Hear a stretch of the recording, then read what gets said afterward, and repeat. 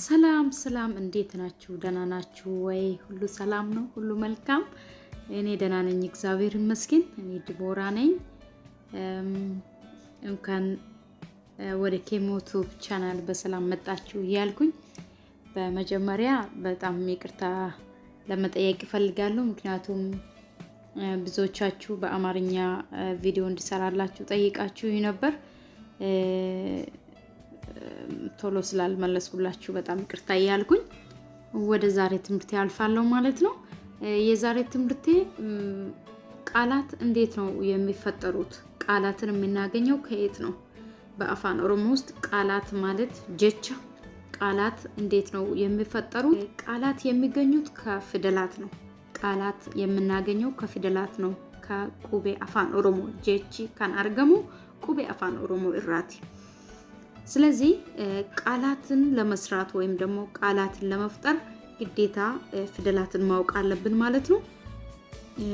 የአፋን ኦሮሞ ፊደላት ያላያችሁት ከታች ዲስክሪፕሽኑ ላይ አስቀምጥላችኋለሁ፣ እዛ ማየት ትችላላችሁ ማለት ነው።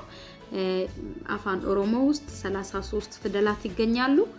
5 አናባቢ፣ 21 ተነባቢ እና 7 ድርብ ፊደላት ወይም ደግሞ ድርብ ተነባቢዎች ይገኛሉ ማለት ነው።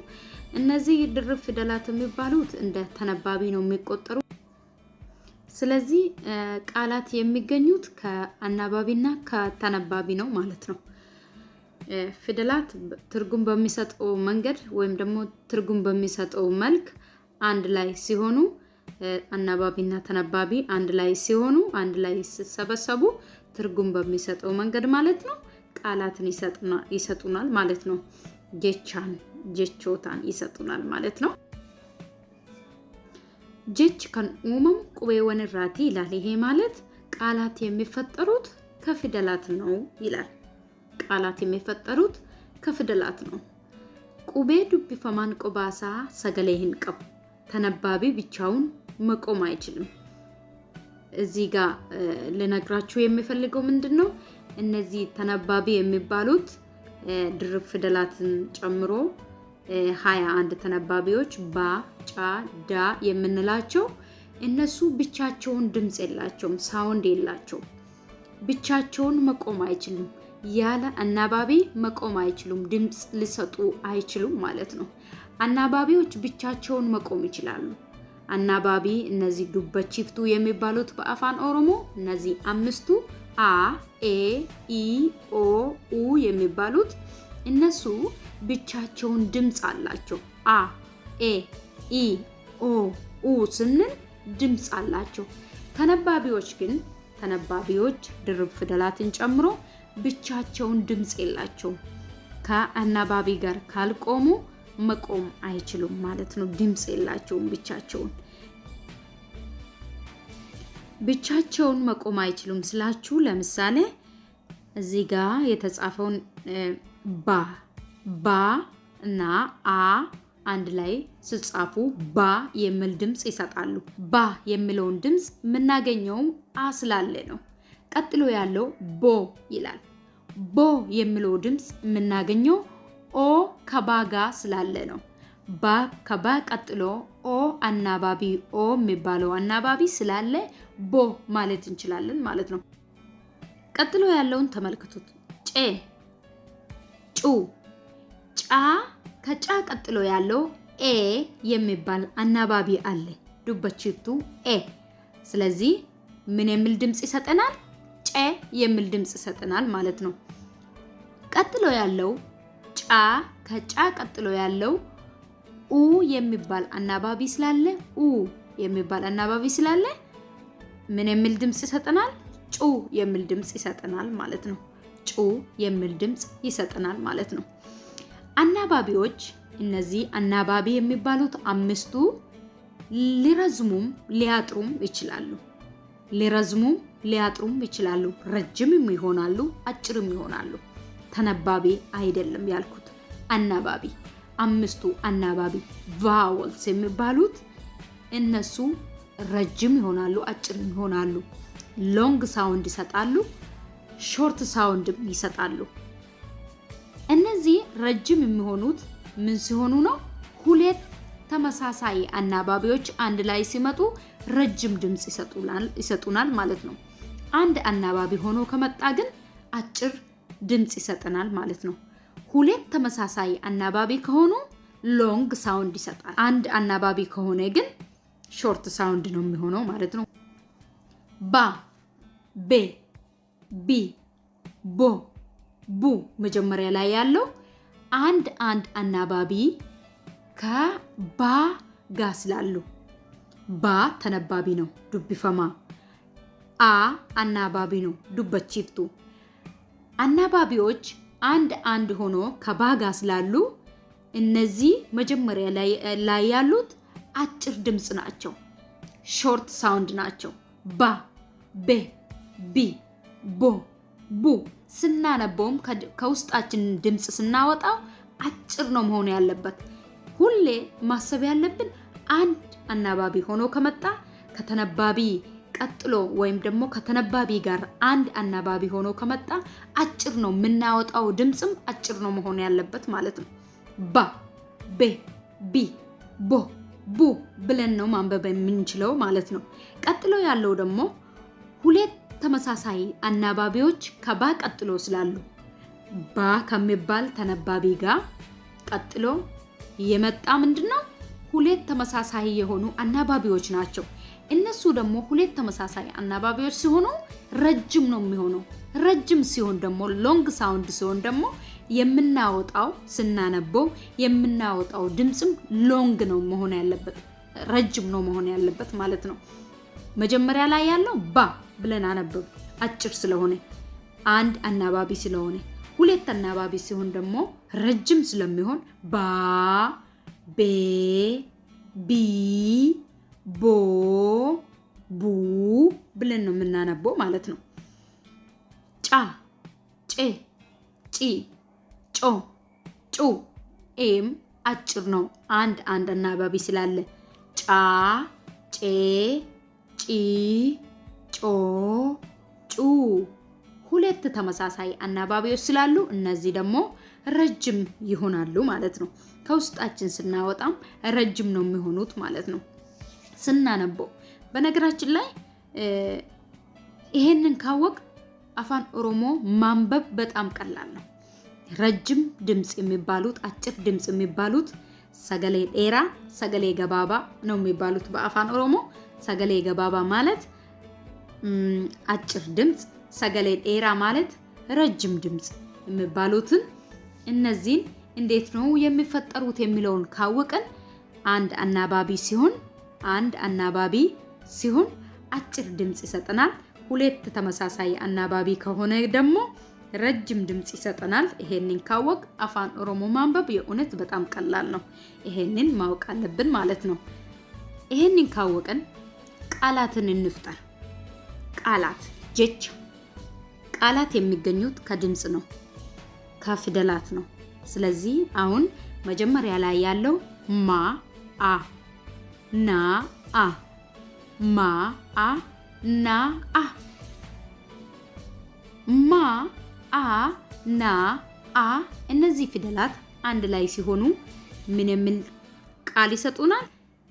መና የሚል ወርድ ይሰጡናል ማለት ነው። ላ አ ፋ አ ለፋ ለፋ የሚለውን ወርድ የምናገኘው ከተነባቢ ላ፣ አናባቢ አ፣ ተነባቢ ፋ፣ አናባቢ አ። እነዚህ አናባቢና ተነባቢ አንድ ላይ ሲሆኑ ምን የሚል ወርድ ይሰጡናል? ለፋ የሚል ወርድ ይሰጡናል ማለት ነው። እዚህ ጋር ደግሞ የምናየው ሾርት ወርድ እና ሎንግ ወርድ፣ ጀቻ ገባባ፣ ጀቻ ዴራ፣ አጭር ቃል፣ ረጅም ቃል። ምሳሌ አንደኛ ላይ የምናየው በራ ይላል። በራ በራ። ቀጥሎ ያለው ቡና፣ ለጋ። እነዚህ ምንድናቸው? አጭር ናቸው። ለምንድን ነው አጭር የሆኑት? በራ የሚለው ውስጥ አንድ አናባቢ አ፣ ቀጥሎ ያለው ከራ ቀጥሎ ያለው አንድ አናባቢ ስላለ አጭር ቃል ነው የሚሆነው ማለት ነው። ቡና የሚለው ውስጥ ከባ ቀጥሎ ያለው አንድ አናባቢ ኡ፣ ከና ቀጥሎ ያለው አንድ አናባቢ አ፣ እሱም አጭር ነው የሚሆነው ማለት ነው። ቡና። ለጋ ይሄም አጭር ነው የሚሆነው። ለምንድን ነው አጭር የሚሆነው? ከላ ቀጥሎ ያለው አ አንድ ስለሆነ፣ ከጋ ቀጥሎ ያለው አ አንድ ስለሆነ አጭር ነው የሚሆነው ማለት ነው። ለምሳሌ ለጋ የሚለው አጭሩን መጀመሪያ ላይ ያለውን ለጋ የሚለውን ላጋ ብለን ማንበብ አንችልም። ስናነበውም ማለት ነው። ስናነበውም ምንድነው ማየት ያለብን? አናባቢውን ማየት አለብን። ይሄ አጭር ነው፣ ይሄ ረጅም ነው፣ ይሄ ሾርት ሳውንድ አለው፣ ሎንግ ሳውንድ አለው ለማለት ወይም ደግሞ አጭር ድምጽ አለው፣ ረጅም ድምጽ አለው ለማለት ምንድነው ሁሌ ማየት አለብን? አናባቢ ብቻ ነው ማየት አለብን ማለት ነው። ስለዚህ ለጋ ብለን መጻፍ ከፈለግ መጀመሪያ ላይ ያለውን ነው መጻፍ ያለብን ማለት ነው። ለጋ ብለን መጻፍ ፈልገን ላጋ የሚለውን ከጻፍ ትርጉሙ የተለያየ ነው የሚሆነው ማለት ነው። ስለዚህ ከውስጣችን የምናወጣውን ድምጽ ለጋ ከውስጣችን የምናወጣውን ድምጽ ይወስናል ማለት ነው። ረጅሙ ደግሞ ወይም ደግሞ ሎንግ ሳውንድ ያለው ደግሞ ረጅም ቃል የሚሆነው ደግሞ ቀጥሎ ያለው ዲማ ይላል። ዲማ የሚለው ረጅም ነው። ለምንድን ነው ረጅም የሚሆነው? ከዳ ቀጥሎ ያለው አናባቢ ሁለት ተመሳሳይ አናባቢዎች ስላሉ፣ ከማ ቀጥሎ ሁለት ተመሳሳይ አናባቢዎች ስላሉ ረጅም ነው የሚሆነው። ዲማ ስናነበውም ከውስጣችን ስናወጣው ድምጹ ረጅም ነው መሆን ያለበት። ሁለት ተመሳሳይ አናባቢዎች ካሉ ስናነበውም ከውስጣችን የምናወጣው ድምጽ ረጅም መሆን አለበት። ቤካ ረጅም ነው። ከባ ቀጥሎ ያለው ኤ ሁለት ስለሆነ፣ ከካ ቀጥሎ ያለው አ ሁለት ስለሆነ፣ ላጋ ይሄም ረጅም ነው። ከላ ቀጥሎ ያለው ተመሳሳይ አናባቢ ስላሉ፣ ከጋ ቀጥሎ ያለው ተመሳሳይ አናባቢዎች ስላሉ ማለት ነው። እንዲሁም ደግሞ ገባባ ዴራ የሚባሉት አሉ በአፋን ኦሮሞ ውስጥ። ጀቻ ገባባ ዴራ ማለት አጭር ረጅም የሚባሉት። ለምሳሌ መታ የሚባለው መታ ከማ ቀጥሎ ያለው አንድ አናባቢ ስለሆነ፣ ከታ ቀጥሎ ያለው ሁለት አናባቢዎች ስለሆኑ ማ ላይ አጭር ነው የሚሆነው፣ ታ ላይ ደግሞ ረጅም ነው የሚሆነው። ስለዚህ አጭር ረጅም ገባባ ዴራ ነው የሚባሉት ማለት ነው። ቢቱ ስናነበውም ከውስጣችን ስናወጣ ቢቱ ቱ ቀጥሎ ያለው ቢታ ዱጋ፣ እነዚህ ገባባ ዴራ ነው የሚባሉት። እንዲሁም ደግሞ በተቃራኒው ዴራ ገባባ ረጅም አጭር የሚባሉትም አሉ። ለምሳሌ ዴሜ ጪሴ ዳኬ ቤላ። ለምንድነው ረጅም አጭር የሚባሉት? ቤላ የሚለውን ካየን ቤላ የሚለውን ብናይ ቤላ ከባ ቀጥሎ ሁለት ተመሳሳይ አናባቢዎች አሉ። ከላ ቀጥሎ አንድ አናባቢ ስላለ ረጅም አጭር ነው የሚሆነው ማለት ነው። በአፋን ኦሮሞ ውስጥ አንድ ፊደል ከተሳሳት ሌላ ትርጉም ይሰጣል ማለት ነው። አንድ ፊደል ከተሳሳትን ሌላ ትርጉም ነው የሚሰጠው። ስለዚህ በጥንቃቄ ነው አፋን ኦሮሞ ሲጻፍ መጻፍ ያለበት ሌላ ትርጉም ስለሚሰጥ ማለት ነው። ለምሳሌ አንደኛ ላይ ያለው ምንድነው የሚለው? ጫላን ዱፌ። ወደ አማርኛ ስትተረጎም ጫላ መጣ፣ ጫላን ዱፌ፣ ጫላ መጣ። ዱፌ የሚለው አጭር ቃል ነው። ጫላን ዱፌ የሚለው አጭር ቃል ነው። ዱፌ የሚለውን ሁለተኛ ላይ ያለውን ደግሞ እዩት። ጫላን ኡፌ። ይሄ ደግሞ ሌላ ትርጉም ነው የሚሰጠው። ጫላ ወደ አማርኛ ስትተረጎም ጫላ ፈሳ። በጣም ይቅርታ እያልኩኝ ትርጉሙን እየነገርኳችሁ ነው። ጫላን ኡፌ ለምንድን ነው ይሄ ሌላ ትርጉም የሰጠን? አንድ ኡ ስለጨመረን። ስለዚህ ኡፌ የሚለው አጭር ስለሆነ አንድ ኡን ነው ማስገባት ያለብን። ሁለት ኡ ካስገባን ትርጉሙ ሌላ ነው የሚሆነው። የምንፈልገውን መልእክት አያስተላልፍልንም ማለት ነው። ስለዚህ ከውስጣችን ስናወጣ አጭር ነው ረጅም ነው ብለን አስበን ነው መጻፍ ያለብን ማለት ነው። የዛሬ ትምህርታችን ይሄንን ይመስላል። ጥያቄ ሐሳብ ካላችሁ ኮሜንት ላይ መጻፍ ትችላላችሁ። እንዲሁም በውስጥ መስመር ያለው ስለተከታተላችሁኝ በጣም አመሰግናለሁ። እንደሚጠቅማችሁ ተስፋ አደርጋለሁ። መልካም